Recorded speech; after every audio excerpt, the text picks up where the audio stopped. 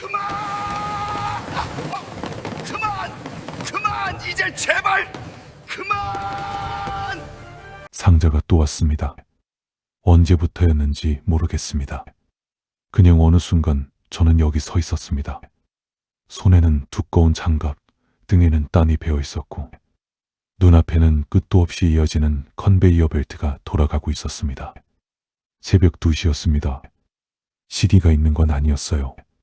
그냥 알았습니다. 뼛속 깊이 이 시간이 새벽 2시라는 걸. 세상이 가장 깊이 잠든 시간. 하늘에 달도 없고 창문도 없고 바깥이 어떤지 알 수 없는 그 시간. 천장은 아득히 높았습니다.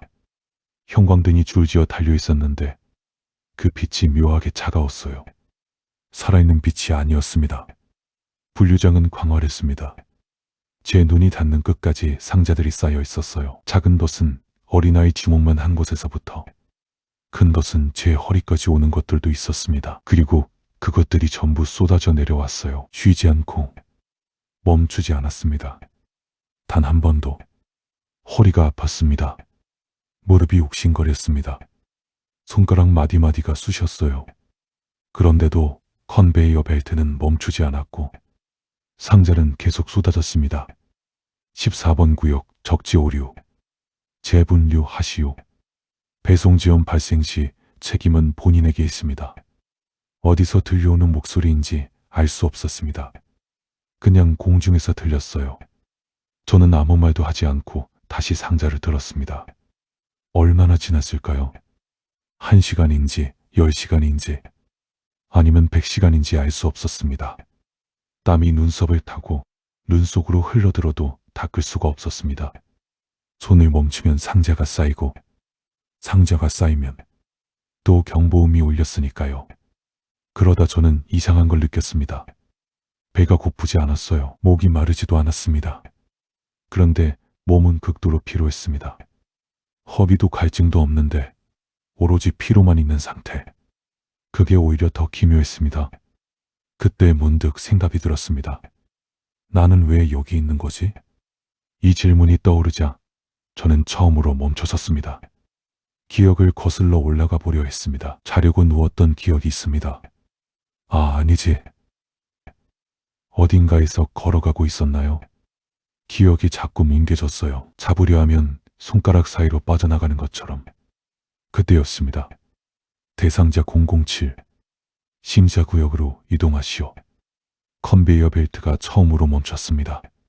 갑자기 졸음해지자 귀가 울렸어요. 저 멀리 분류장 끝에 없던 문이 보였습니다. 회색 철제문, 그리고 그 위에 빛나는 글자. 지옥 대기실. 문을 열었을 때 아는 생각보다 훨씬 단순했습니다. 낡은 대기실이었습니다.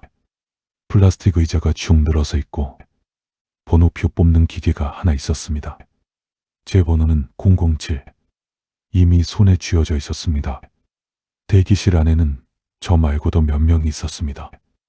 누군가는 고개를 숙이고 누군가는 멍하니 정면을 바라봤습니다. 아무도 말하지 않았습니다. 아무도 눈을 마주치지 않았습니다. 벽에는 아무것도 없었습니다. 그림도 창문도 시계도 있는 거라곤 전광판 하나뿐이었는데 숫자들이 바뀌고 있었습니다. 그러다 전광판이 007로 바뀌었습니다. 안쪽은 새하얀 공간이었습니다. 탁자 앞에 셋이 앉아 있었어요. 나이도 성별도 분간할 수 없었습니다. 표정이 없었습니다. 화가 난 것도 반가운 것도 아니었습니다. 그냥 사무적이었습니다. 수만 번 해온 일을 또 하는 사람들처럼. 생존 활동 기간, 이력, 기록 모두 검토되었습니다.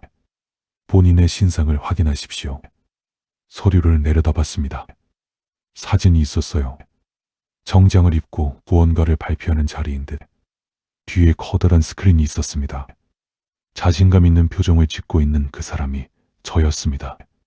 그 아래에 직함이 적혀 있었습니다.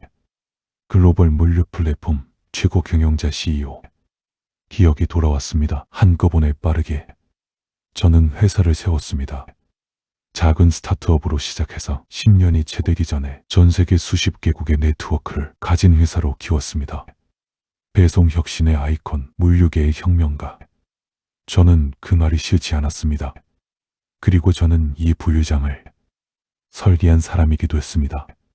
바로 제가 나온 그 공간, 새벽 2시에 상자가 쏟아지던 그곳. 저는 그것을 최적화된 야간 물류 허브라고 불렀었죠. 죄목 제1항 노동자의 생존 가능 한계를 초과하는 노동구조를 설계 유지 방치한 죄. 저는 아무 말도 하지 않았습니다. 야간 근무자들은 평균 10시간 이상 연속 작업을 수행했습니다. 화장실 이용은 허용되었으나 속도 지표 압박으로 실질적으로 제한되었습니다. 새벽 2시에서 5시 사이 이 시간대에 사고가 가장 많이 발생했습니다. 그리고 당신의 시스템은 그 사고를 전부 작업자 과실로 분류했습니다.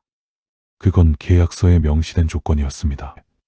모두 동의하고 일을 시작했어요. 선택지가 없는 사람의 서명을 동의라고 부를 수 있습니까? 당신의 허브에서 일한 노동자 중 상당수는 다른 선택지가 없었습니다. 당신은 그 사실을 알고 있었습니까? 알고 있었습니다. 그리고 그럼에도 구조를 바꾸지 않았습니까? 저는 고개를 끄덕였습니다. 제1항 인정.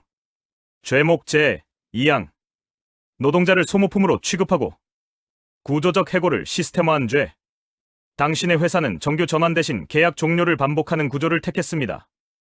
공식 명칭은 유연 고용 시스템. 내부에서는 회전문 인사라고 불렸죠. 한 노동자는 같은 업무를 3년간 수행하고도 퇴직금과 사대보험 없이 회사를 떠났습니다. 그 중 한 명은 스스로 생을 마감했습니다. 손이 떨렸습니다. 저는 그 사람에 대해 보고를 받은 적이 없습니다. 당신이 설계한 시스템이 그 보고가 올라오지 못하게 만들었습니다. 불편한 숫자는 지표에서 제외되었고 퇴직 사유는 개인적 이유로 분류되었습니다. 당신은 그 구조의 최종 책임자였습니다.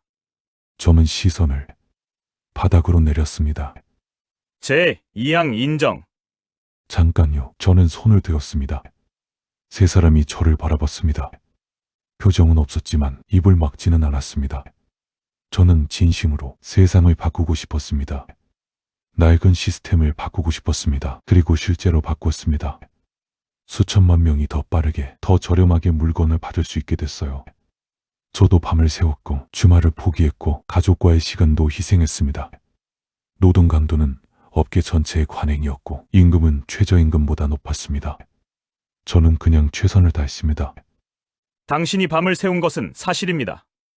그러나 당신과 노동자들 사이에는 결정적인 차이가 있었습니다. 당신은 지쳐서 쓰러질 수 있었습니다. 다음날 쉴 수도 있었습니다. 당신의 노동자들은 그럴 수 없었습니다. 관행이란 잘못이 반복되어 익숙해진 것입니다. 익숙함이 옳음의 근거가 되지는 않습니다. 그리고 당신은 최선을 다했다고 했습니다. 그 최선에 인간을 포함시켰습니까? 지표가 아니라 이름을 가진 사람으로서. 저는 그 질문 앞에서 오래 있었습니다. 생각해보면 저에게 노동자들은 항상 숫자였습니다. 이직률 몇 퍼센트, 사고 건수 몇 건, 평균 작업 속도 몇 초. 그 숫자 뒤에 사람이 있다는 걸 알았지만 그 사람을 직접 보려 하지 않았습니다. 새벽 2시, 허브에 가본 적이 있었냐고요? 저는 몇 번 방문했습니다. 카메라가 따라오는 날에 효율이라는 이름 아래 인간의 한계를 외면했습니다. 성장이라는 이름 아래 책임을 수익 뒤에 숨겼습니다. 그것이 당신의 최선이었습니다. 판결을 낭독합니다. 대상자에게는 생전 자신이 설계한 노동구조와 동일한 조건이 적용됩니다. 새벽 2시 시작. 종료 시각 없음. 휴식 없음. 지표 달성 시까지 반복. 단 한 가지가 추가됩니다. 당신이 분류하는 상자 하나하나에는 이름이 붙어 있습니다. 당신의 시스템 아래서 고통받은 사람들의 이름이 분류를 마칠 때까지 당신은 그 이름을 소리 내어 읽어야 합니다. 저는 무언가를 말하려 했지만 입이 열리지 않았습니다. 항소를 하고 싶었습니다. 다시 한 번만 기회를 달라고 말하고 싶었습니다. 하지만 그 말이 얼마나 공허한 것인지 이미 알고 있었습니다. 저는 천천히 고개를 끄덕였습니다. 분리장으로 돌아왔을 때 새벽 2시였습니다. 언제나 새벽 2시 컨베이어 벨트가 다시 돌기 시작했습니다. 상자들이 쏟아졌습니다. 저는 장갑을 끼고 첫 번째 상자를 들었습니다. 거기에 이름이 있었습니다. 손글씨였어요. 파란 글씨로 조심스럽게 적혀 있었습니다. 저는 그 이름을 소리내어 읽었습니다. 그 다음 상자에도 이름이 있었습니다. 그 다음에도 어떤 이름 앞에서는 손이 멈추었습니다. 왜 멈추는지는 알 수 없었어요. 그냥 멈춰졌습니다. 저는 그걸 몰랐던 게 아니었습니다. 알면서도 보지 않았습니다. 상자가 또 왔습니다. 무거웠어요. 언제나 그랬듯이. 그리고 이름을 읽었습니다. 그들이 잠들지 못했던 밤이 이제 내 시간이 되었다는 걸 그제야 알았습니다.